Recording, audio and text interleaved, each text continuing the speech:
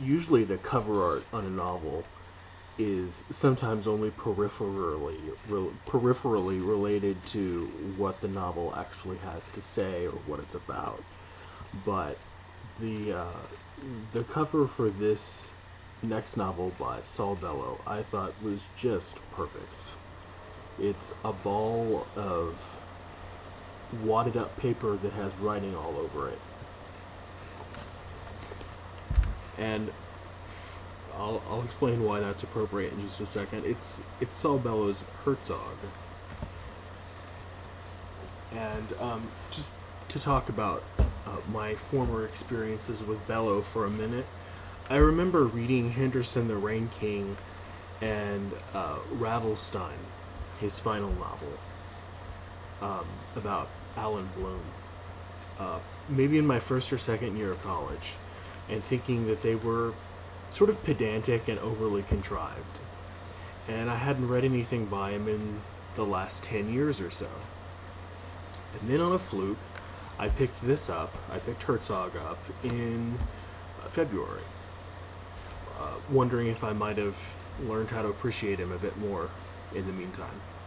And to make a long story short, I read it in a few days and finished thinking that it might be one of the greatest American novels in the last 50 years. I really enjoyed it that much. I think it's beautiful.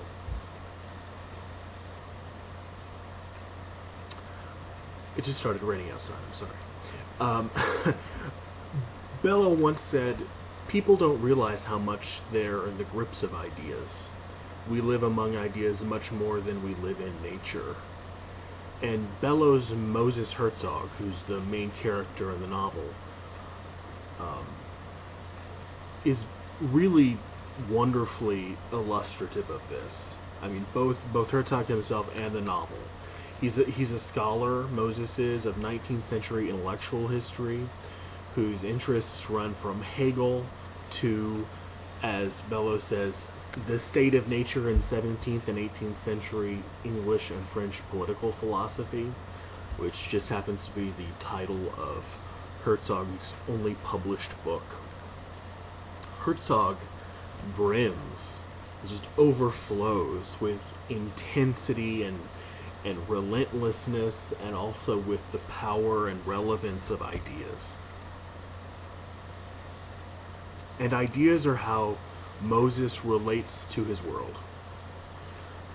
Unable to articulate his ideas in any way beside letter writing, Moses does this endlessly.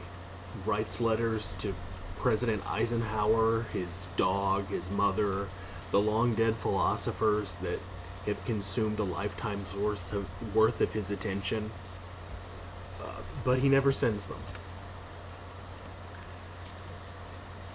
And as is the case with, I guess, the stereotypical intellectual, his private life is in shambles.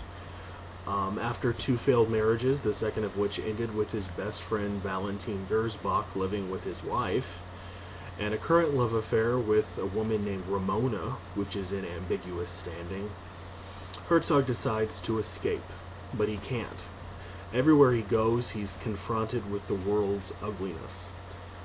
For example, while waiting to talk to his divorce lawyer, he overhears cases of prostitution and child abuse. And he's haunted by the life that Valentine and his ex-wife are living, and is tempted to take a few old-world Russian rubles and a handgun from the desk of his dead father and take matters into his own hands. At the end of the novel, Herzog achieves a kind of catharsis in which he finds that he no longer needs to write any letters, and in which the sentimentalist might hold some faint hope that Ramona might successfully enter his life permanently.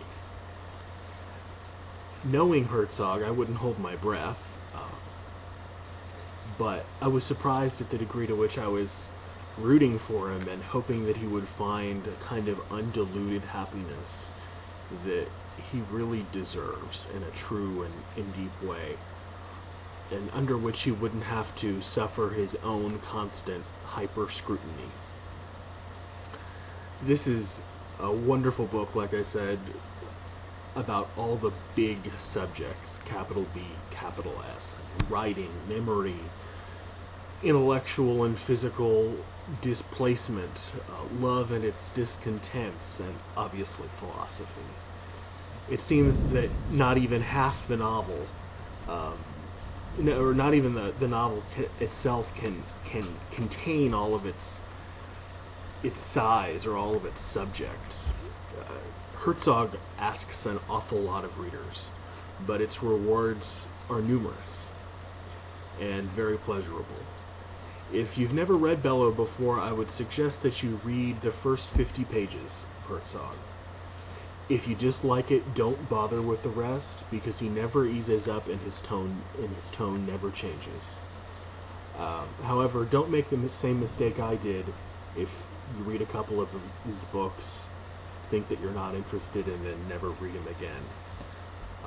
At least for me, Bellow is probably one of those writers that one needs to be at a certain age to fully appreciate.